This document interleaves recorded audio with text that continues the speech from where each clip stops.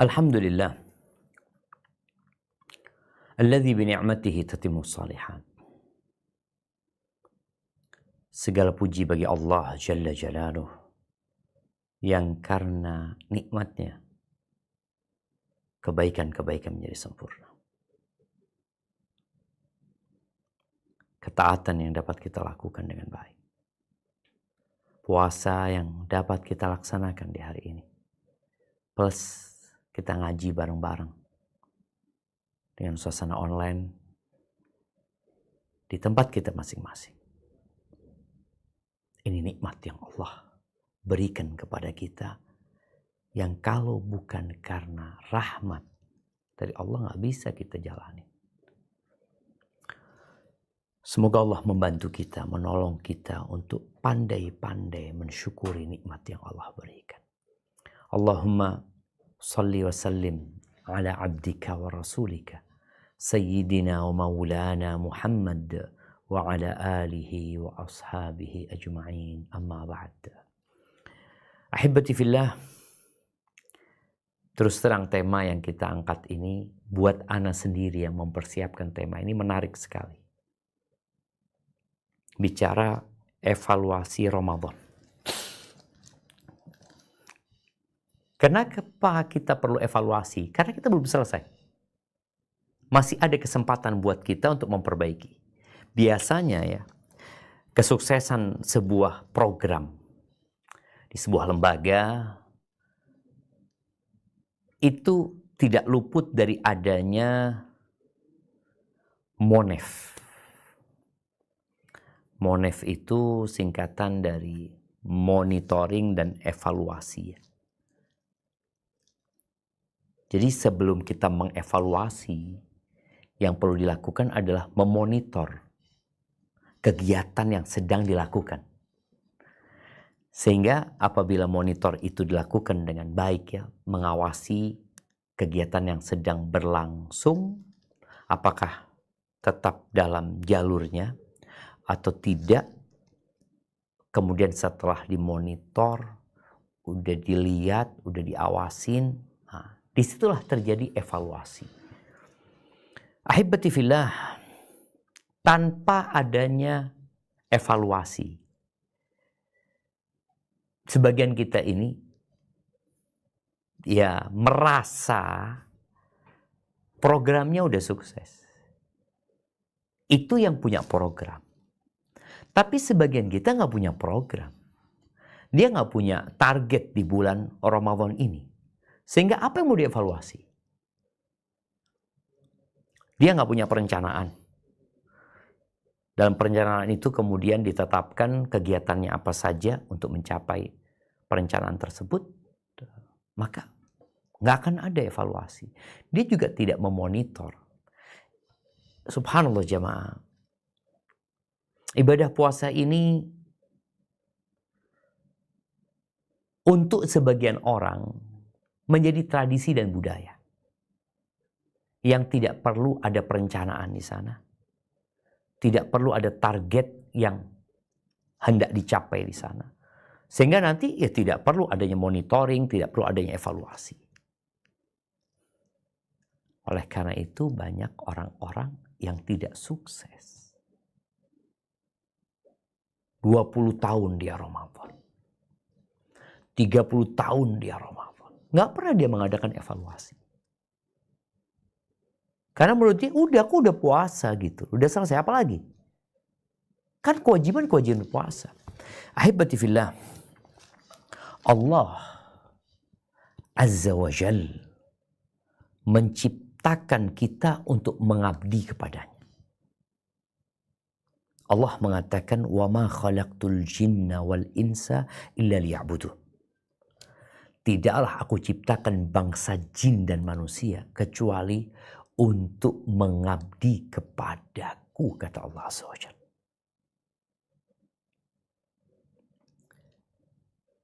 Dan mereka yang menjalankan program ini, pengabdian kepada Allah yang dengan baik, maka Allah sediakan surga buat dia. Yang luasnya seluas langit dan bumi. Yang di dalamnya ada segala yang disukai oleh manusia.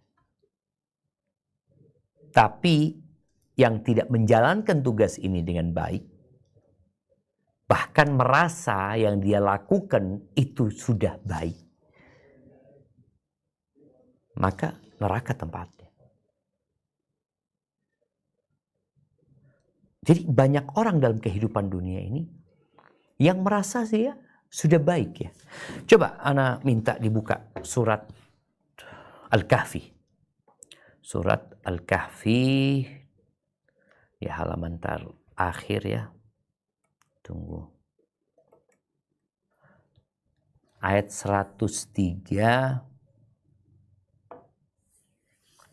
sampai 106. Ayat 103 sampai 106. Surat Al-Kahfi ayat 103 sampai 106. Naam, tafadhal.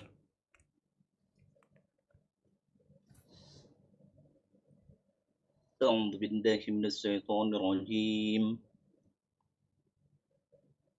قل هل ننبئكم بالأخسرين أعمالا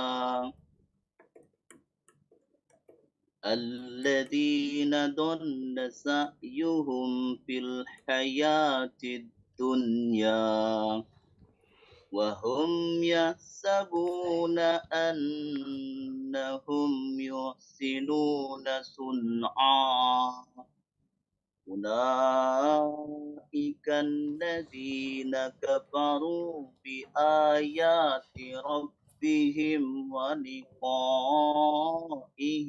فحبطت أعمالهم فلا نقيم لهم يوم القيامة وزنا ذلك جزاؤهم جهنم بما كفروا واتخذوا آياتي ورسلي هزوا.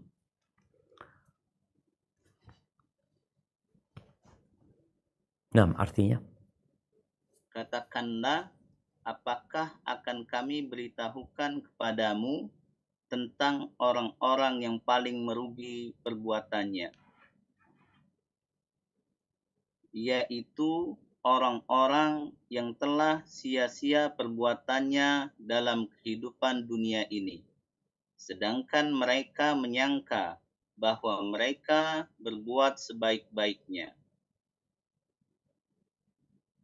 Mereka itu orang-orang yang kufur terhadap ayat-ayat Tuhan mereka dan kufur terhadap perjumpaan dengan Dia.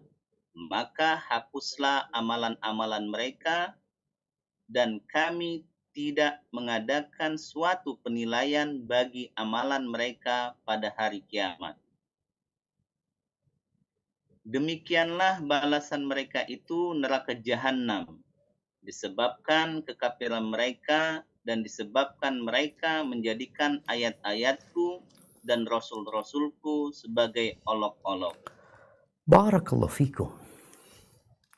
Kita lihat jemaah, orang-orang sukses dalam kehidupan dunia itu, mereka selalu mengadakan evaluasi. Sekarang, banyak manusia yang tidak pernah mengevaluasi amal perbuatan dia. Terus kalau dia mau evaluasi, apa standar evaluasi untuk amalan dia? Maka Allah sebutkan, mereka mengira bahwa mereka adalah orang-orang yang paling baik perbuatannya. Perasaan. Allah turunkan Al-Quran, Allah utus Rasulnya. Sehingga kalau engkau mau evaluasi, ini loh bahan evaluasi. Sesuai enggak? Tadi orang memonitor kegiatan tersebut. Dia sebagai hamba Allah, dia ditugaskan untuk mengabdi kepada Allah, dia mendapatkan segala fasilitas dari Allah. Nah, dia menjalankan tugas itu sesuai enggak dengan prosedur. Jangan merasa, oh menurut nenek moyang kami. Maka bagaimana ketika seorang bekerja, lalu dia merasa pekerjaan dia baik. Ketika dia ditegur, dia mengatakan, loh ini dari sejak nenek moyang kami kayak gini. Loh, urusannya bukan nenek moyang. urusannya bukan orang tua, urusannya aturan yang harus dijalankan. Dan Allah turunkan aturan itu adalah Al-Quran Al-Azim. Dan Rasul yang Allah utus, Nabi Muhammad alaihi salatu wassalam. Maka ahibati fillah, perlu bicara evaluasi Ramadan ini, kita perlu yang udah beriman melakukan evaluasi. Jangan sampai seperti yang Allah sebutkan di surat Al-Kahfi. Merasa sudah benar, merasa sudah baik, tapi itu hanya perasaan. Ketika dievaluasi, kemudian ditimbang dengan standar yang sudah dibuat, ternyata nggak sesuai dengan SOP. Dan di surat Al-Hasyr, ayat 18, Allah memanggil orang-orang beriman. Coba kita baca. Nah.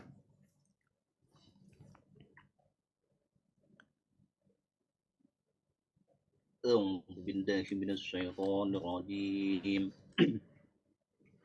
يا أيها الذين آمنوا اتقوا الله ولتنظر نفس ما قدمت لغد واتقوا الله إن الله خبير بما تعملون. Hai orang-orang yang beriman, bertakwalah kepada Allah dan hendaklah setiap diri memperhatikan apa yang telah diperbuatnya untuk hari esok akhirat. Dan bertakwalah kepada Allah, sungguhnya Allah Maha mengetahui apa yang kamu kerjakan. Allahu Akbar. Allah memanggil secara khusus orang-orang yang beriman. Ya ayyuhalladzina amanu ittaqullah, bertakwalah kepada Allah. Wal tandur nafsum ma qaddamat lighad. Hendaklah setiap jiwa memperhatikan apa yang telah dia perbuat untuk hari esok. Ini yang namanya evaluasi. Diperintahkan orang itu untuk bermuhasabah. Engkau udah benar yang kau kerjakan. Engkau bakal mati loh. Benar. Semuanya bakal mati. Ketika orang ini tidak melakukan muhasabah, yang ada dia merasa sudah baik. Oh, kita masuk ke Ramadan lah. Kita masuk ke Ramadan. Evaluasi Ramadan ini. Allah itu mengetahui dengan apa yang kita kerjakan sejak awal Ramadan. Allah tahu. Boleh jadi kita lupa. Kita akan masuk 10 hari terakhir. Besok insya Allah. Di surat Al-Baqarah ayat 183, insya Allah semua hafal. Allah mengatakan, Ya ayyuhalladzina amanu kutiba alaikumusiyam. Wahai orang-orang beriman, diwajibkan atas kalian berpuasa. Apa sih berpuasa itu? Ini programnya. Engkau berpuasa. Puasa itu menahan diri dari semua pembatal puasa. Makan, minum, syahwat. Dari sejak fajar terbit sampai matahari terbenam. Engkau udah lakukan belum? Ini rukun Islam, jemaah. Gak ada pilihan manusia. Loh, kan tidak ada pemaksaan dalam beragama. Nah, terserah engkau. Engkau mau beriman, engkau mau kafir. Allah mengatakan, in takfuru antum wa man fil ardi jami'an fa innallaha laghaniyun hamid. Kalau kalian semua kafir dan seluruh penduduk bumi ini kafir, Allah itu maha kaya dan maha terpuji, tidak membutuhkan ibadah. Ketika Allah mensyariatkan puasa, bukan karena Allah ingin menyiksa hamba-hambanya, tidak. Bukan karena Allah ingin menyusahkan hamba-hambanya. La. Allah mengatakan, Kutiba alaikumusiyam, kama kutiba ala alladhina min qablikum la'allakum tattaqun. Diwajibkan atas kalian puasa, sebagaimana diwajibkan atas umat-umat sebelum kalian. Tujuannya apa? Agar kalian menjadi orang yang bertakwa. Menjadi orang yang benar. Jadi disyariatkan puasa ini agar manusia jadi manusia dan tidak menjadi binatang. Apa bedanya manusia dengan binatang? Binatang itu makan kapan mau. Binatang itu nggak tahu dengan hak orang lain. Binatang itu nggak kenal dengan halal haram. Apabila ada makanan di depan dia, kambing lewat depan rumahnya orang, dilihat rumputnya hijau, dia makan. Sapi lewat pekarangannya orang, dilihat Masya Allah ada bunga-bunga yang bagus, dia santap. Wajar binatang. Binatang memang. Manusia enggak. Manusia ikut aturan. Makanya Ramadan ini untuk mengembalikan manusia kepada jalurnya. Engkau seharusnya makan yang diperbolehkan untuk dimakan. Kita diajarin tuh untuk menghargai hak orang lain. Kita diajarin untuk tidak mengikuti nafsu kita. Nggak boleh makan, nggak makan. Sampai ada orang-orang Jepang yang heran kepada pekerja muslim yang puasa. Dikatakan, engkau nggak takut mati dengan tidak makan. Ada lagi yang bosnya mengatakan, sudah engkau makan di sini, Tuhanmu nggak kelihatan. Subhanallah. Disinilah kalau mau mengevaluasi, engkau sudah dapat nggak pelajaran itu? Oh. Kita hidup itu pakai aturan. Ketika matahari terbenam baru boleh makan. Masa nggak boleh Ustaz kurang-kurang 5 menit? Nggak boleh. Masa nggak boleh ya lepas adzan lah 2-3 menit kan? Nggak lama 3 menit. Allah benar-benar mengajari umat Islam disiplin, menjadi orang yang tahu dengan hak orang lain, yang tidak makan kecuali dengan aturan. Tujuannya agar engkau menjadi manusia yang bertakwa. Karena kalau bicara manusia itu makhluk yang sempurna. Allah mengatakan laqad khalaqnal insana fi ahsani taqwim. Sesungguhnya kami telah menciptakan manusia dalam bentuk yang paling sempurna. Thumma radadnahu asfala safilin. Kemudian kami balikkan dia ke tempat yang paling rendah. Ini manusia yang kata yang paling sempurna bisa jadi lebih buruk daripada binatang. Illal ladzina amanu wa amilus solihati falahum ajrun ghairu mamnun. Kecuali yang beriman dan beramal soleh, maka mereka dapat pahala yang tanpa perhitungan. Disinilah puasa hadir, engkau evaluasi dirimu. Lengkap nggak puasa? Alhamdulillah. Kalau engkau sampai hari ini tetap puasa, ingat puasa bukan karena ikut-ikutan. Kalau secara amalan engkau evaluasi, engkau perlu evaluasi niatmu. Kenapa engkau puasa? Sebagian orang kafir puasa, ikut-ikutan umat Islam. Semoga Allah memberikan hidayah kepada mereka dan masuk Islam. Engkau yang orang Islam, engkau kenapa puasa? Allah memanggil ya ayyuhalladzina amanu, wahai orang-orang beriman. Supaya engkau tahu ini kewajiban buat dirimu. Engkau hendaklah berpuasa dalam rangka beriman dan berharap pahala. Nabi alaihissalatu wassalam mengatakan man shoma ramadhana imanan wahtisaban, barang siapa yang berpuasa di bulan Ramadan karena iman dan berharap pahala. Engkau betul berharap pahala dari Allah. Engkau betul melaksanakan ibadah karena beriman. Dosa-dosanya akan diampuni sama Allah Azza wa Jalla yang telah berlalu.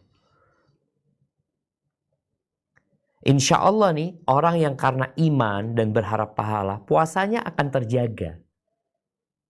Tapi yang karena ikut-ikutan, yang karena tradisi dan budaya, ya sudah, kau lihat. Kau evaluasi gimana puasanya. Mereka buka bersama nanti ya, di sebuah tempat. Alhamdulillah, anak selama 19 hari ini sudah melakukan buka bersama, anggap 3-4 kali.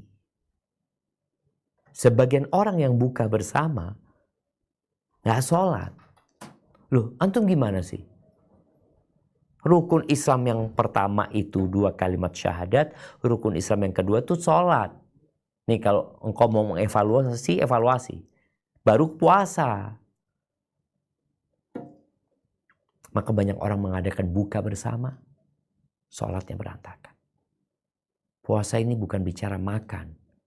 Bicara menahan diri dari makan. Nabi SAW menyebutkan rubba sa'imin laisa lahu hadzun min siyami illa al-ju' wal atash. Banyak orang yang puasa tidak mendapatkan apa-apa dari puasanya kecuali lapar dan haus. Ini evaluasi. Boleh jadi engkau selama ini 19 hari puasa atau 18 hari puasa, engkau cuma dapat lapar dan haus. Loh kok bisa seperti itu? Ternyata tujuan puasa itu untuk mencapai takwa. Jangan yang halal engkau kerjakan, yang halal engkau tinggalkan. Makan, minum, istrimu itu halal engkau tinggalkan. Tapi ternyata engkau melakukan yang haram. Ada sebagian orang seperti itu. Dia tidak pernah melakukan evaluasi. Diterima enggak puasaan? Engkau lihat. Yang haram kau kerjakan. Yang halal kau tinggalkan. Maka berapa banyak orang-orang yang berpuasa, kata Nabi SAW, tidak mendapatkan pahala kecuali lapar dan haus. Sholat taraweh. Sholat malam. Kau sholat? Iya. Apa kata Nabi SAW? Rubba qaimin hadzuhu min qiyamihi as-sahar. Berapa banyak orang yang sholat malam tidak mendapatkan pahala kecuali begadang, capek, nggak tidur dia. Ada syarat dan ketentuan yang harus dipenuhi. Kalau engkau nggak belajar, maka evaluasi nggak bisa dilakukan. Engkau harus tahu apa sih poin-poin yang perlu dievaluasi. Syarat dan ketentuan berlaku loh. Apa syarat dan ketentuannya? Dibaca. Kita kadang-kadang main centang doang. Setuju. Apa isinya? Wallahu a'lam. Nanti ketika datang waktunya kok kebingungan. Berkaitan dengan puasa juga Nabi SAW mengatakan man lam yada' qawla zuri wal amala bihi wal jahla falaysa lillahi hajatun fi an yada'a ta'amahu wa syarabahu. Barang siapa yang tatkala berpuasa dia tidak meninggalkan ucapan-ucapan dusta, perbuatan-perbuatan nista, tindakan-tindakan kebodohan. Dia nggak tinggalkan itu. Dia cuma tinggalkan makan dan minum. Tinggalkan istrinya. Tapi perbuatan-perbuatan bodoh tetap dia kerjakan. Kata Nabi SAW, فَلَيْسَ لِلَّهِ حَاجَةٌ فِي أَنْ يَدَعَ طَعَامَهُ وَشَرَبَهُ. Allah nggak butuh dia meninggalkan makan dan minum. Ninggalkan makan dan minum ini sebuah proses yang harus dilewatin demi mencapai takwa. Doa. Ya kalau kita bicara evaluasi sebelum doa, bicara sholat taraweh. Engkau evaluasi. Engkau sholat taraweh berapa rakaat? Ya Alhamdulillah 11. Engkau 23. Masya Allah. Taib. Coba dievaluasi kualitasnya. Bagaimana engkau melaksanakan sholat tersebut? Terburu-buru atau benar-benar taraweh? Taraweh itu disebut taraweh karena di masa lalu setiap 4 rakaat mereka istirahat. Istirahat. Mereka Al-Baqarah tuh 8 rakaat. Berarti kalau bicara Al-Baqarah 8 rakaat, 2 rakaat istirahat. Jadi ya 1 juz lebih lah. Dikit. Nanti 4 rakaat selesai Al-Baqarah. 8 rakaat. Ada istirahat. Bagaimana dengan dirimu? Sebagian kita taraweh, tapi cari yang paling cepat. Ya, bebas ya maaf. Orang tuh kalau gaji kepingin yang paling banyak. Dia selalu berpikir, pekerjaannya apa, bobotnya seperti apa, hasilnya seperti apa. Tapi kalau urusan akhirat, kita selalu mencari yang bobotnya paling sedikit, pahalanya paling sedikit, nggak apa-apa. Maka perlu untuk evaluasi. Sebelum masuk 10 hari terakhir. Saya bicara mungkin doa. Selama 18 hari, 19 hari ini, berapa banyak doa yang antum panjatkan? Karena bicara doa, ad-du'a huwal ibadah. Doa itulah ibadah. Ketika seorang menghambakan diri kepada Allah, merendahkan dirinya, menampakkan kefakirannya kepada Allah Azza wa Jal, itu ibadah. Minta sama Allah. Di bulan Ramadan ini, kira-kira setiap harinya antum doa berapa kali? Berapa banyak? Kalau bicara berapa kali mungkin agak sulit ngitungnya. Berapa menit lah? Bisa tuh antum evaluasi. Doa berapa menit ya? Coba dihitung. Apa yang antum pinta juga. Doanya orang puasa itu mustajab. Terus antum nggak doa? Di sini tadi ketika sebuah program tidak melalui proses perencanaan yang matang, tahu-tahu dia masuk ke puasa Ramadan, dia juga nggak punya target apa-apa. Ya gimana dia mau monitor, diawasin hari ini apa ya? Antum lihat yang antum kerjakan hari ini. Pagi tadi ngapain antum? Pagi tadi ya umpamanya anak tadi nggak sempat iktikaf di masjid dari habis subuh sampai syuruk umpamanya. Habis sholat subuh. Baca Quran juga kayaknya belum banyak. Itu dimonitor tuh. Oh kayaknya tadi anak cuma dapat 2 lembar. Kalau antum punya target 1 hari 1 juz, antum harus berpikir. Gimana supaya tercapai malam itu lengkap 1 juz. Itu kalau bicara baca Quran. Tapi kalau bicara doa, antum lihat. Hari ini antum doa. Minta apa sama Allah? Hari pertama doa antum apa? Hari kedua apa? Hari ketiga apa? Hari kelima apa? Dievaluasi. Kalau ternyata anak dikasih kesempatan sama Allah untuk mengajukan proposal, permohonan, apa saja yang mau diminta, diperbolehkan sama Allah Azza wa Jalla, sama tidak ada unsur melebihi batas di situ, kita nggak lakukan itu. Lis-shaimi da'watun mustajabah. Orang puasa itu punya doa mustajab. Antum nggak doa. Beli buku doa. Download aplikasi doa. Kalau belum, mulai hari ini, antum lihat ternyata doa ini belum ana maksimalkan. Kemudian berbagi. Rasulullah SAW di bulan Ramadan, beliau lebih suka berbagi. Kata Ibn Abbas radhiyallahu anhu, kana Rasulullah sallallahu alaihi wasallam ajwadan nas. Nabi alaihi salatu wasallam adalah orang yang paling dermawan, wa kana ajwad ma yakunu fi Ramadan. Dan puncak kedermawanan beliau itu di bulan Ramadan. Bagaimana? Sepanjang tahun Nabi berbuat baik, berbagi, menolong orang. Masuk bulan Ramadan sampai puncaknya. Antum nyampe mana nih berbaginya? Wa kana ajwad ma yakun fi Ramadan hina yalqahu Jibril fayudarisul Quran. Ketika tadarus sama Jibril, membacakan Al-Quran kepada Jibril, itu Nabi semakin baik. Wala Rasulullah sallallahu alaihi wasallam ajwadu bil khairi minar rihil mursal. Rasulullah SAW lebih baik, lebih dermawan lagi dibandingkan dengan angin yang ditiupkan. Angin itu kalau sudah ditiupkan semua dapat. Semua merasakan. Nabi kayak gitu. Engkau bagaimana? Dari awal Ramadan sampai sekarang, berapa duit yang kau keluarkan untuk berbagi, untuk menolong orang lain, memberikan buka kepada orang-orang yang berpuasa? Yang kata Nabi SAW, man fattara sa'iman falahu mithlu ajrih. Yang memberikan buka kepada orang puasa, maka dia akan mendapatkan pahala seperti orang yang berbuka itu. Untuk melakukan enggak? Taubat dari kemaksiatan. Beristighfar, mohon ampun kepada Allah. Karena manusia tidak luput dari dosa. Sehari berapa kali antum istighfar? Nabi SAW mengatakan kepada para sahabatnya, Ayuhan nas tubu ilallahi wastaghfiru. Wahai umat manusia, kalian bertobatlah kepada Allah. Ini sahabat-sahabat disuruh tobat.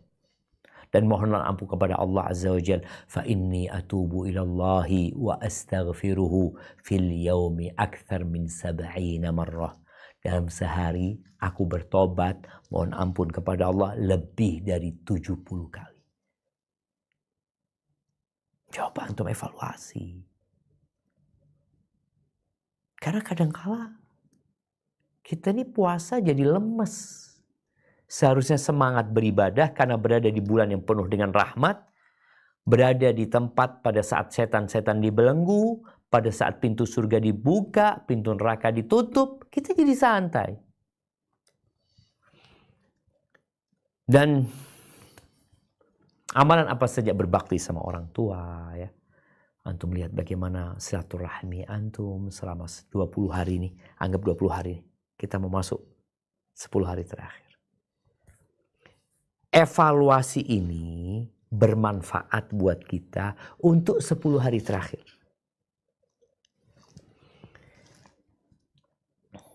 Kenapa? Nabi SAW mengatakan innamal a'malu bil khawatim. Nilai amal itu ditentukan dengan bagian penutupnya. Karena ada orang yang 10 pertama puasa, 10 kedua puasa, 10 terakhir berhenti puasa. 10 pertama sholat malam, 10 kedua sholat malam, 10 terakhir berhenti sholat malam. Ngapain? Persiapan Idul Fitri. Dia punya program nih. Dia punya program baru. Antum gimana punya program baru? Sedangkan program yang sebelumnya belum selesai. Tuntaskan program Ramadan ini. Program selanjutnya itu program otomatis. Idul Fitri itu nggak perlu persiapan. Ketika hilal Syawal muncul, selesai Ramadan. Nggak perlu persiapan Idul Fitri. Makanya orang yang perlu dilakukan evaluasi 20 ini bukan untuk Idul Fitri. Karena kata Nabi SAW, Lisa'im farhatan. Buat orang yang berpuasa ada 2 kegembiraan. Pasti. Nggak perlu dipersiapkan. 2 kegembiraan ini adalah balasan dari program ini. Farhatun inda fitri. Kegembiraan tatkala berbuka. Ketika masuk 1 Syawal dia bergembira. Udah dapat menyelesaikan ibadah Ramadannya. Wa farhatun inda liqa'i rabbih. Dan kegembiraan tatkala berjumpa dengan Allah Azza wa Jalla.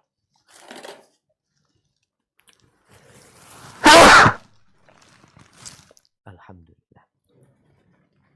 Yahdikumullah yuslih ba'alakum. Maka buat teman-teman nih yang mungkin setelah evaluasi dia lihat banyak kekurangan. Dia tahu ternyata dia memang nggak punya perencanaan. Sehingga nggak ada evaluasi buat dia. Tapi yang punya perencanaan paling nggak dia bisa memonitor dan mengevaluasi. Kalau banyak kekurangan, bismillah disempurnakan di 10 hari terakhir. Di sebuah hadis disebutkan yang diriwayatkan oleh Imam Tabrani ya, man ahsana fi ma baqi ghufira lahu ma madha. Barang siapa yang berbuat baik di waktu yang tersisa, maka akan diampuni dosa-dosa yang telah lalu. Wa man asa'a fi ma baqiya ukhidha bima madha wa ma baqi. Namun barang siapa yang berlaku buruk di waktu yang tersisa, ia akan dihukum atas perbuatan buruk sebelumnya dan yang ia lakukan di sisa waktunya. Jadi ketika kita menyempurnakan 10 hari terakhir, insya Allah yang 20 awal itu Allah ampuni. Asal kita serius. Makanya di 10 hari terakhir Nabi SAW itu, kata Aisyah radhiyallahu ta'ala anha, Nabi berubah sikapnya dibandingkan 20 hari pertama. Kana idza dakhala al-ashr ijtihad. Nabi SAW kana ijtahidu fil ashr awakhir ma la ijtahidu fi ghairi. Beliau bersungguh-sungguh beribadah, bersemangat lebih mendekatkan diri kepada Allah di 10 akhir tidak seperti yang sebelumnya. Wa idza dakhala al-ashr, kalau masuk 10 malam terakhir, beliau ahya lailahu, malamnya dihidupkan. Nih, antum anak kasih bocoran bagaimana Nabi SAW, lalu antum bikin program. Nanti setelah antum bikin program, perencanaan dulu, udah selesai perencanaannya, program itu dilaksanakan, antum lakukan evaluasi nantinya. Karena di 10 hari itu ada 1 malam yang lebih baik dari 1000 bulan, yang namanya Lailatul Qadar. Nabi kalau masuk 10 hari terakhir, beliau hidupkan malamnya dengan ibadah. Wa aiqadha ahlahu. Keluarganya dibangunkan. rencanakan, aku akan bangunkan. Siapa aja yang bisa bangun malam dibangunkan. Wajad, beliau semangat sungguh-sungguh menyingsingkan lengannya. Wa syaddal mi'zar. Dan sarungnya dikencengin. Beliau tinggalkan istri-istrinya. Beliau fokus memperbaiki diri. Mendekatkan diri kepada Allah Azza wa Jal. Bahkan untuk hasil yang maksimal beliau iktikaf. Nggak tidur di rumah lagi. Yang ada di masjid. Untuk apa? Untuk hasil yang maksimal tentunya. Istri-istri Nabi ikut iktikaf. Iktikaf Nabi SAW dari malam 21 sampai malam Lebaran. Nggak pulang ke rumahnya. Beliau bikin tenda di dalam masjid. Beliau masuk ke tenda tersebut. Waktunya sholat beliau keluar. Sisanya masuk ke tenda. Mendekatkan diri kepada Allah Azza wa Jalla. Sedangkan banyak orang di 10 hari terakhir yang dilakukan adalah iktikaf. Tidak di masjid. Di pasar, di mall. Dari habis isya sampai malam. Ayolah. Idul Fitri nggak perlu dipersiapkan. Oh kesian sama anak-anak ini macam-macam. Ya seharusnya kau persiapkan sebelum Ramadan. Kalau engkau memang belum belikan buat mereka, udah siang hari di 10 hari terakhir kau belikan. Malam nggak ada istilah belanja. Oh, tapi bukanya malam ini itu. Lailatul Qadar itu malam. Lebih baik dari 1000 bulan. Lebih baik dari semua gajimu. Kalau engkau bekerja. Sampai mati. Lebih baik. Kok kita nggak punya perencanaan yang matang? Makanya tadi kita sudah punya evaluasi. Setelah kita evaluasi, ya jelaslah punya banyak kekurangan. Udah sempurnakan di akhir nih. Karena hitungannya nanti dengan penutupnya. Kalau engkau bisa iktikaf 10 hari, alhamdulillah. Nggak bisa, ya udahlah. Karena memang sebagian orang bekerja, iktikafnya di malam hari aja. Pulang kerja, nggak pulang ke rumah. Sudah sampaikan kepada istrinya, Afwan, Ana mulai 10 hari terakhir, Ana bermalam di masjid. Pulang kerja, langsung ke masjid. Manfaatkan waktu sebelum berbuka, berdoa, ini itu. Sampai malam istirahat dikit, mungkin takut kecapean. Paginya pulang ke rumah, mandi-mandi, siap-siap. Afwan, berangkat lagi tempat kerja, sampaikan malam ini aku ke masjid. Jamaah. 10 hari cuma. 10 hari. Apa nggak mau cari antum? Allah nggak butuh dengan ibadah kita. Allah mengatakan in ahsantum ahsantum li anfusikum. Kalau kalian berbuat baik, kebaikan itu buat kalian. Kembali kepada diri kalian. Kalian akan merasakan kebaikan kalian. Wa in asatum falah. Kalau kalian berbuat buruk, ya kembali kepada kalian. Allah nggak butuh dengan ibadah kita. Allah nggak butuh dengan kita iktikaf. Allah nggak butuh kita berangkat haji, umroh nih, umroh Ramadan seperti haji bersama Rasul SAW. Nggak butuh Allah. Tapi kita yang butuh. Dunia ini akan hancur. Tempat kita bekerja akan rata sama tanah. Rumah yang kita bangun akan menjadi debu yang berterbangan. Gunung-gunung akan lepas dari tempatnya. Masa kita tidak mempersiapkan diri. Barakallahu fiik. Itu mungkin dapat Anda sampaikan. Kurang lebihnya mohon maaf. Mungkin kita masuk ke sesi tanya jawab. Anda kembalikan ke moderator. Jazakumullah khairan. Baik, Masya Allah, jazakallah khair Ustaz atas ilmu yang diberikan kepada kami semua. Semoga Allah menjaga salam Ustaz, memberikan kesehatan kepada Ustaz, dan kita semua di sini dimasukkan ke dalam surganya Allah Subhanahu wa Ta'ala. Kita masuk ke sesi kedua, yaitu sesi tanya jawab.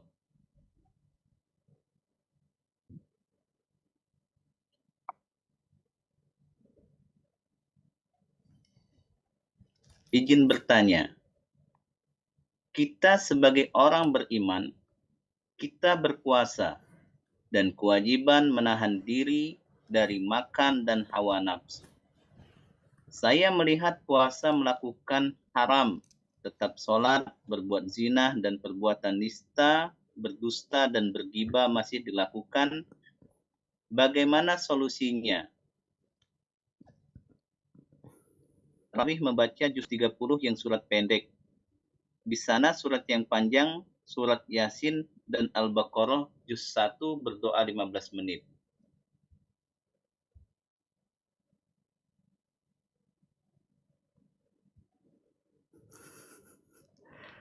Yang mana pertanyaannya ini? Ada juga kurang paham ini Ustaz. Ya kayaknya pertanyaan yang pertama aja tuh. Tentang orang yang puasa tapi masih maksiat jalan terus ya. Nah, ahibati fillah. Makanya tadi disampaikan tentang tujuan orang puasa. Kenapa engkau puasa? Orang yang puasanya imanan wahtisaban, karena beriman, karena takut kepada Allah Azza wa Jalla dan berharap pahala darinya, maka dia akan tahu. Tahu apa? Tahu bahwasannya tujuan puasa mencapai ketakwaan, seharusnya dia meninggalkan yang haram sebelum meninggalkan yang halal. Lalu makan dia tinggalin, minum dia tinggalin. Tapi masa dia masih ngomongin orang, masih berdusta. Sehingga nilai puasanya boleh jadi 0 nantinya. Tapi kalau niatnya ikut-ikutan, ya seperti itu jadinya. Orang kok puasanya ikut-ikutan, ya sudah dosa tetap jalan. Dia sekedar mau ikut happy-happy ketika buka bersama, ketika sahur, atau sebagian ingin sehat. Karena puasa ini berdampak kepada kesehatan fisik dan kesehatan jiwa. Orang itu puasa, anak kepingin sehat. Ya sudah, itu yang dia dapatkan. Bukan ketakwaan yang dia cari, bukan ketakwaan yang dia buru, tapi dia sekedar mau sehat. Maka buat siapa saja ya, yang ketika berpuasa masih melakukan perbuatan-perbuatan yang haram, kemaksiatan, maka coba dia bermuhasabah tentang niat dia. Kenapa engkau puasa? Barakallahu fiik. Nah. Baik Ustaz, jazakallahu khair. Ini ada yang bertanya langsung. Pak Marwah, silakan Pak.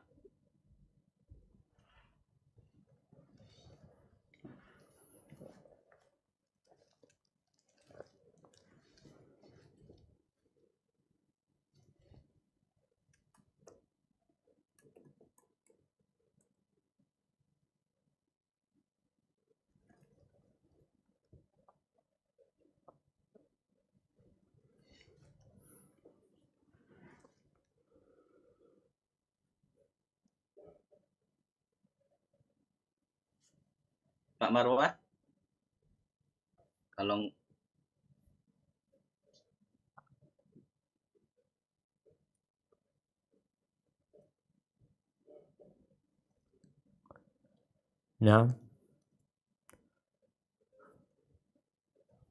kalau tidak Ya, lanjut ke Bu Yuniarti. Ya, Assalamualaikum warahmatullahi wabarakatuh. Pak Ustadz Afwan, tadi saya agak ada kesalahan menulis ya Pak Ustadz, karena terburu-buru. Maksudnya pertanyaannya begini Pak Ustadz, saya kan selalu semenjak saya sholat tarawih, nah saya suka membaca juz 30 sebagian yang pendek. Nah lanjut ke juz 1. Nah itu kadang-kadang saya suka bacaannya kan harus membaca Quran itu harus tartil ya Pak Ustadz ya. Saya tuh masih belum bisa Pak Ustadz kalau membaca Quran secara pelan-pelan gitu. Kalau perasaan saya sih masih pelan-pelan, tapi dicek orang yang mendengarnya itu masih terlalu cepat. Nah kalau berdoa, saya tuh kadang-kadang berdoa yang pendek aja. Ya Allah, tolong perbaiki kehidupan saya, karena saya ingin lebih baik kehidupan dari puasa yang tahun lalu dan tahun ini. Untuk saya ingin mendapatkan yang lebih baik, saya ingin menjadi manusia yang taat kepada Allah dan kepada orang tua dan jadi penghafal juga, tapi Allah belum mengijabah juga Pak Ustadz. Ya itu bagaimana Pak Ustadz? Kalau membaca Qurannya masih terburu-buru Pak Ustadz, masih belum bisa pelan-pelan, itu harus bagaimana sih Pak Ustadz? Masya Allah. Nah, barakallahu fiik. Ya, kalau bicara membaca Al-Quran Al-Azim ya, kita dianjurkan untuk membaca Al-Quran dengan tartil. Warattil Qur'ana tartila. Membaca yang pelan, membaca yang penuh dengan penghayatan, Maka tinggal kalau bicara belum bisa, ya bagaimana berusaha. Maka kita bicara evaluasi, seorang itu perlu evaluasi dalam rangka ada umpan balik untuk memperbaiki diri. Ketika tadi bacaannya dibacakan ke orang ternyata ada banyak yang perlu diperbaiki. Kita berusaha untuk memperbaiki. Jangan kemudian ya udah aku kayak gini, karena ada orang-orang yang merasa ya udah cukup gitu loh. Padahal kita berusaha untuk jadi lebih baik dan lebih baik lagi. Jadi mungkin yang belum bisa baca secara tartil, dia berusaha untuk membaca dengan tartil. Boleh jadi dia perlu guru yang menyimak sehingga ada yang memperbaiki. Adapun bicara doa, ya berdoalah memohon kepada Allah Azza wa Jalla dengan semua permohonan kebaikan dunia dan akhirat. Tapi tatkala kita nggak punya bahan yang untuk diminta, maka kembalilah kepada doa-doa yang diajarkan oleh Allah dan Rasulnya. Di dalam Al-Quran banyak doa-doa para nabi, doa-doa orang soleh. Di dalam hadis-hadis Nabi SAW, beliau mencontohkan berbagai macam doa yang baik, yang pendek tapi luas maknanya, mencakup segala yang dibutuhkan. Kita butuh minta rasa takut kepada Allah. Kita butuh berlindung dari hilangnya nikmat yang Allah berikan kepada kita. Seperti doa Allahumma inni a'udzubika min zawali ni'matik wa tahawuli afiatik wa fujaati nikmatik wa jami'i sakhatik ya. Ada banyak doa-doa Nabi SAW yang pendek tapi memiliki makna yang luas. Barakallahu fiik. Mungkin seperti itu. Ustaz, jazakallah khair. Ustaz, Afwan, banyak pertanyaan yang masuk. Kita batasi sampai jam berapa, Ustaz? Kayaknya jam 10:10 ya. Baik, Ustaz, jazakallah khair. Anda bacakan lagi. Mohon izin bertanya terkait zakat. Kapan waktu yang afdol dikeluarkannya zakat? Apakah diperkenankan mengeluarkan zakat pada pertengahan Ramadan?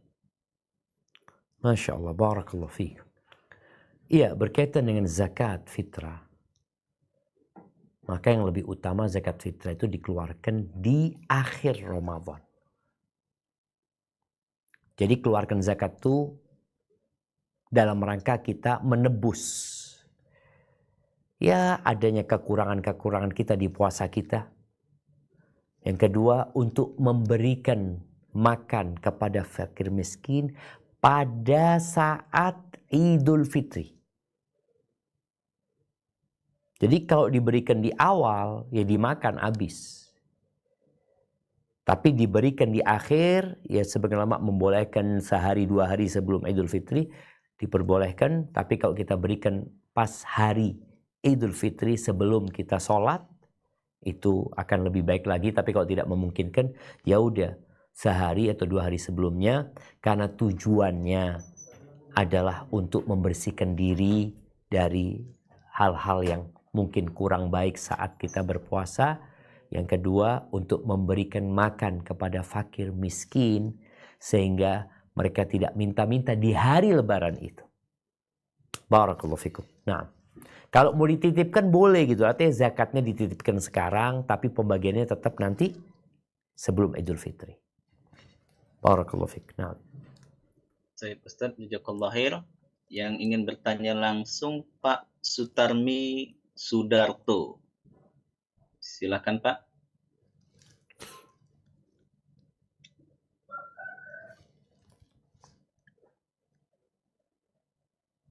Assalamualaikum warahmatullahi wabarakatuh, Ustaz.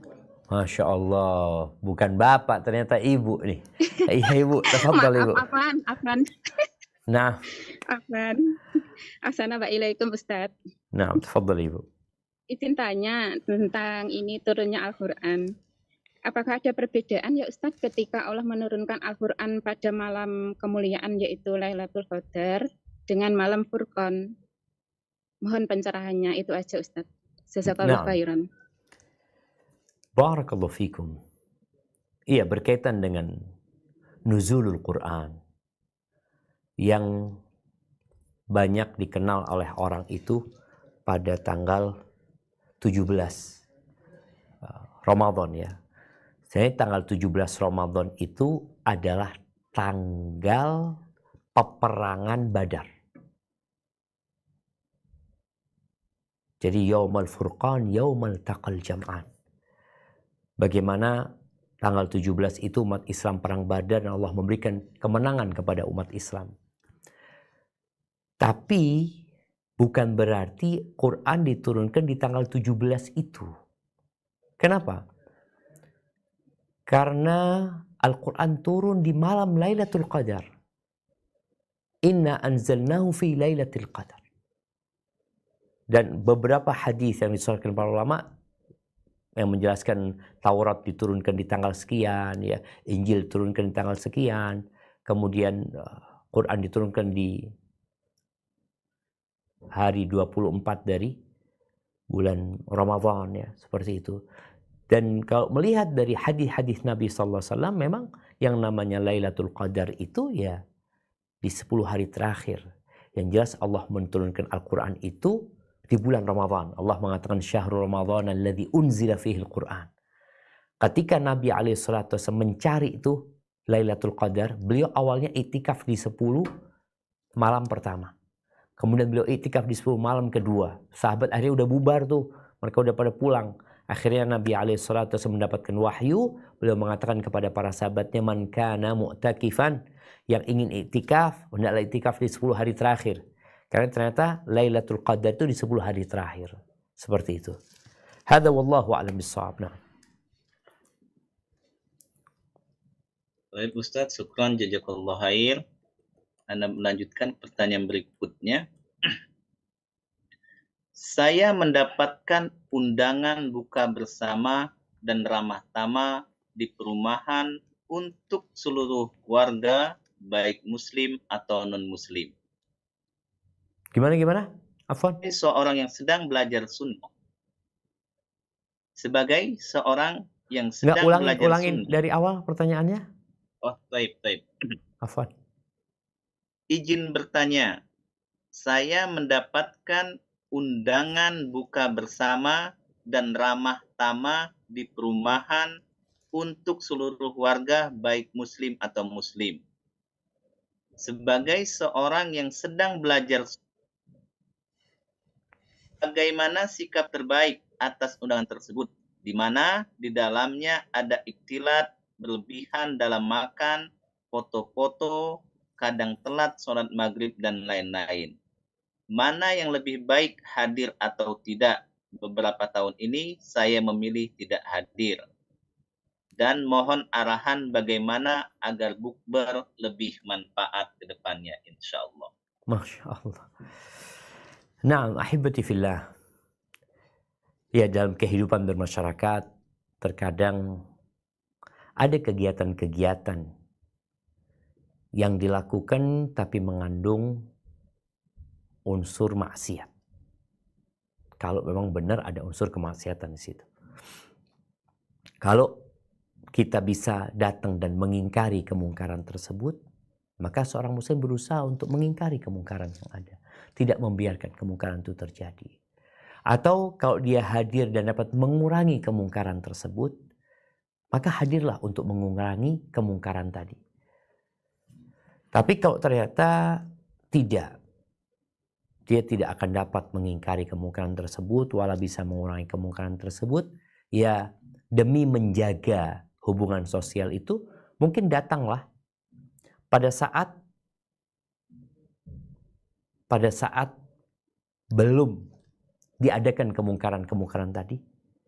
Mamanya kalau dikatakan tadi acaranya ba'dal asar menuju ke maghrib, ya mungkin dia datang habis asar, ya ketemu sama tokoh-tokoh masyarakat ini dan itu, kemudian dia pamit. Kalau tadi dikatakan mereka sholatnya jadi telat, ya kadang-kadang memang acara-acara makan akhirnya seperti itu. Padahal sebenarnya kalau bicara Rasulullah SAW dan para sahabatnya, ya makan secukupnya, kemudian sholat gitu. Ini kan nggak makan seenaknya baru sholat, kadang-kadang sholatnya sampai telat. Jadi hadirlah untuk setor muka, untuk menjaga hubungan dan untuk mengingkari kemungkaran. Kemudian setelah itu yang kau pamit. Untuk ketika adzan dikumandangkan yang sudah berbuka, kemudian kau pamit untuk menuju ke rumah Allah Azza wa Jalla melaksanakan sholat. Hadza wallahu a'lam bissawab. Nah. Saya Ustaz, syukran jazakallahu khair. Ada yang bertanya langsung, Ibu Heni Rita. Ya, terima kasih Ufti. Assalamualaikum warahmatullahi wabarakatuh. Ustadz Riza, semoga yang dirahmati Allah. Waalaikumsalam Yang warahmatullahi terhormat, wabarakatuh. ya ini ada pertanyaan yang merupakan dilema nih bagi saya gitu ya Ustadz. Begini, di satu sisi ada hadis yang mengatakan bahwa seorang wanita itu sebaiknya sholat di rumah, gitu. Nah, untuk sholat tarawih ini Ustadz, dulu ketika mungkin belum begitu mendapat ilmu yang penuh, itu saya selalu mengikuti tarawih. Insya Allah, alhamdulillah itu selalu mengikuti penuh di masjid.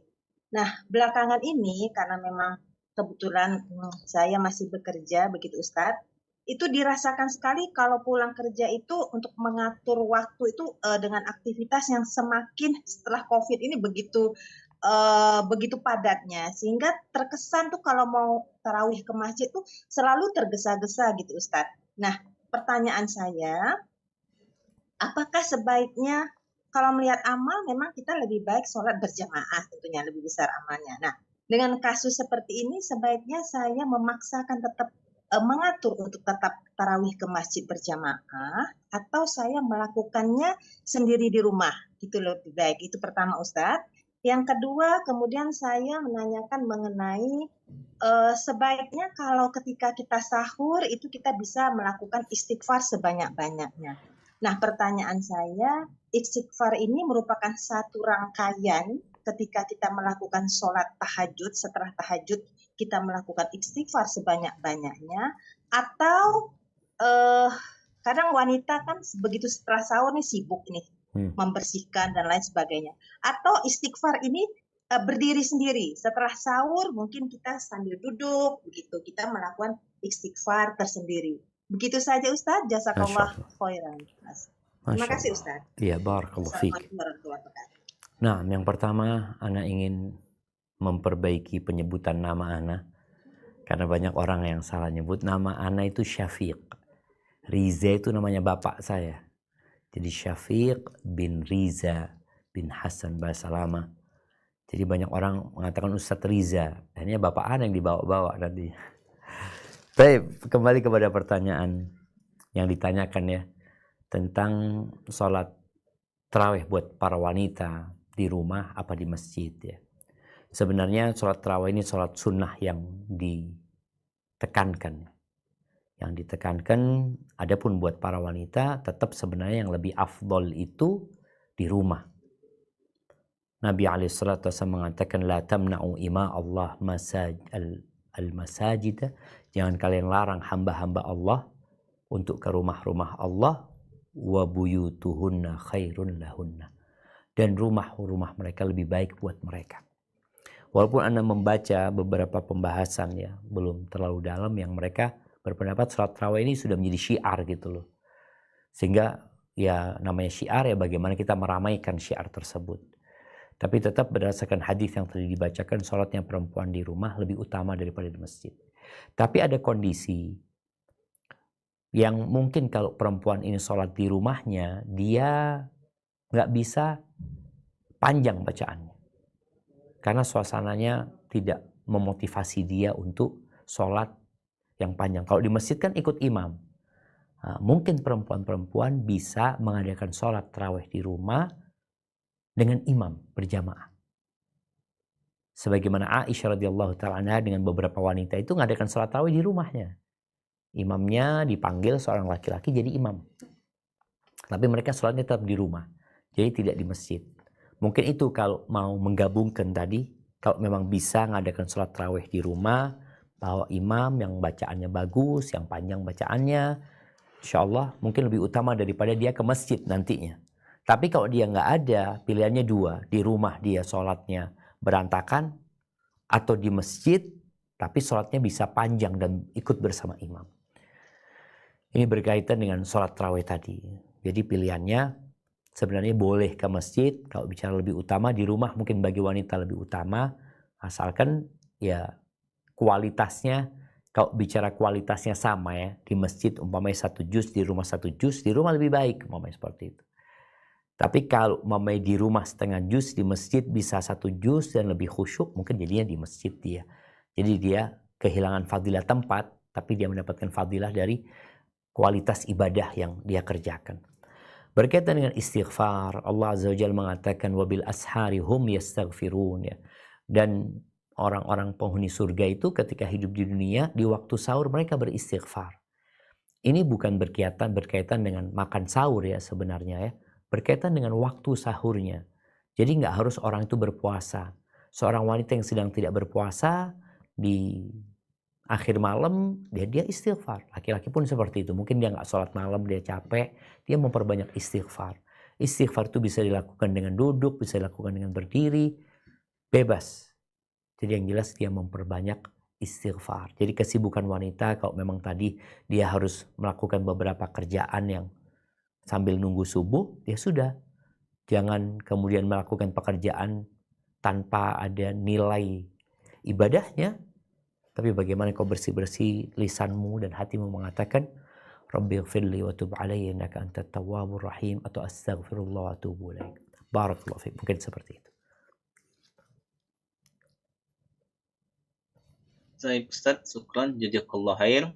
Anda lanjutkan pertanyaan berikutnya. Bismillah. Afwan Ustaz, izin bertanya. Kami di lapas, khususnya di regu penjagaan, harus mengamankan tahanan dan narapidana di lapas. Dan kita tidak bisa beriktikaf karena jadwal. Apakah kita dengan niat beriktikaf saja sudah dicatat pahala, Ustadz? Masya Allah. Nah, ahibati fillah ya. Makanya tadi kita bicara perencanaan.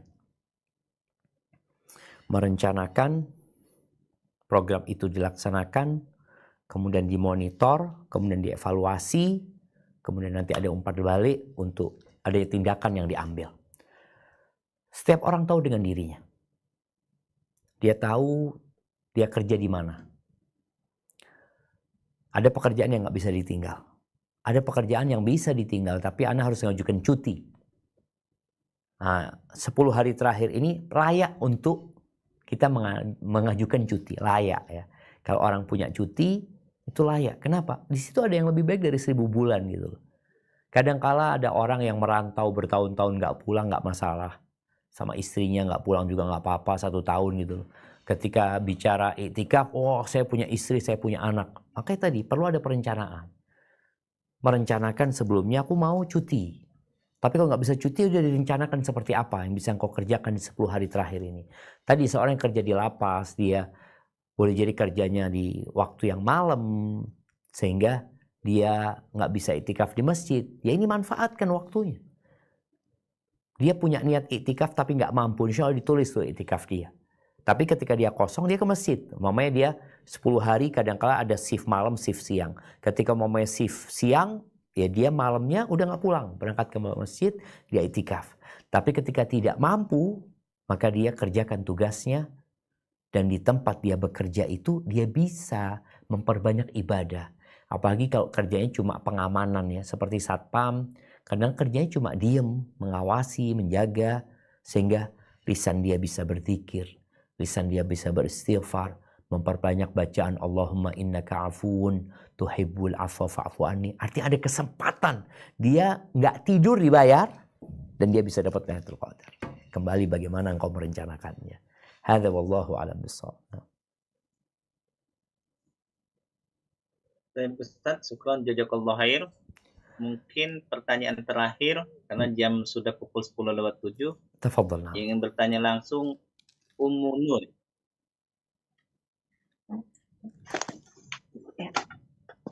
Assalamualaikum warahmatullahi wabarakatuh, Ustaz. Waalaikumsalam warahmatullahi wabarakatuh. Ahlan wa sahlan. Naam, tafadhal. Ya, syukran jazakumullah khairan Ustaz atas ilmu yang sudah diberikan. Semoga Allah selalu menjaga Ustaz dan keluarga, seluruh tim dan umat Palestina yang sedang terzolimi, Ustaz. Afwan Ustaz, izin bertanya.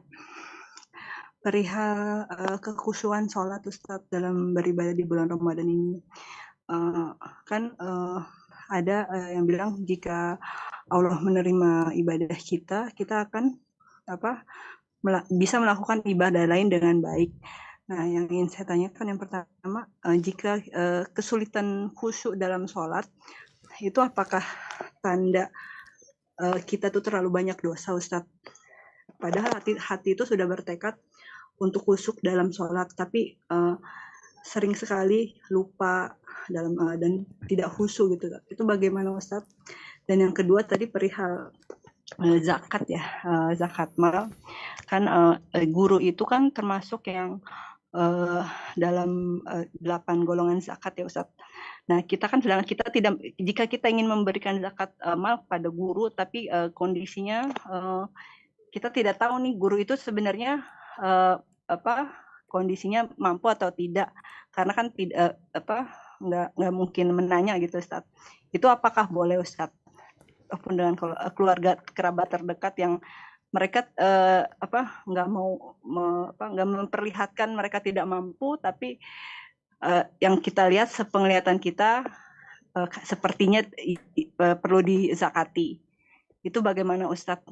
Nah, barakallahu fiik. Syukran jazakumullah khairan Ustadz, barakallahu fikum. Wa fikum wa barak. Nah, ahibati fillah, berkaitan dengan dua pertanyaan ya. Yang pertama berkaitan dengan sholat, bagaimana orang nggak khusyuk ya. Di antara tanda-tanda ibadah diterima, tobat diterima, kita menjadi lebih baik lagi gitu.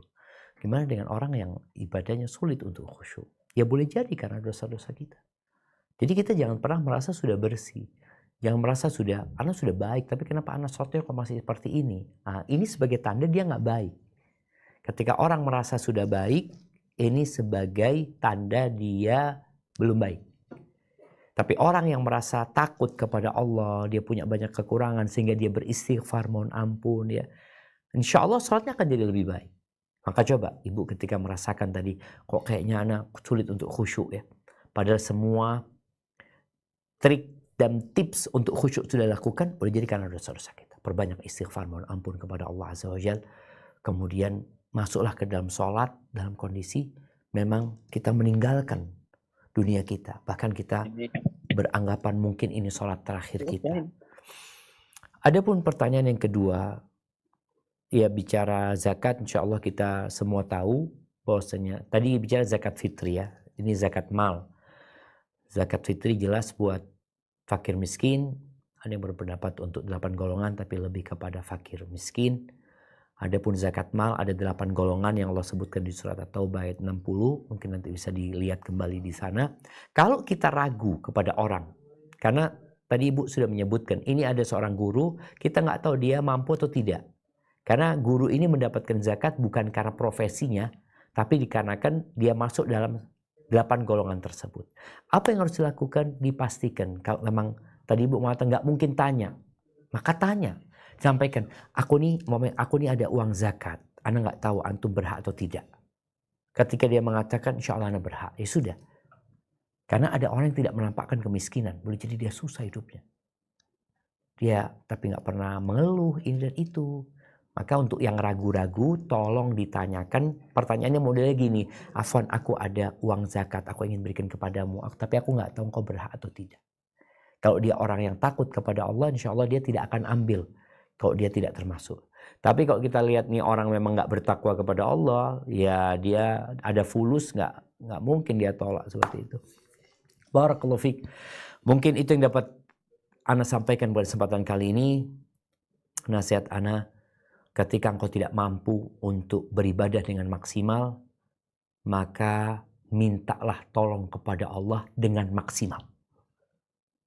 Ketika engkau tidak mampu beribadah dengan maksimal di Ramadan 10 hari terakhir ini, maka mintalah bantuan kepada Allah dengan maksimal.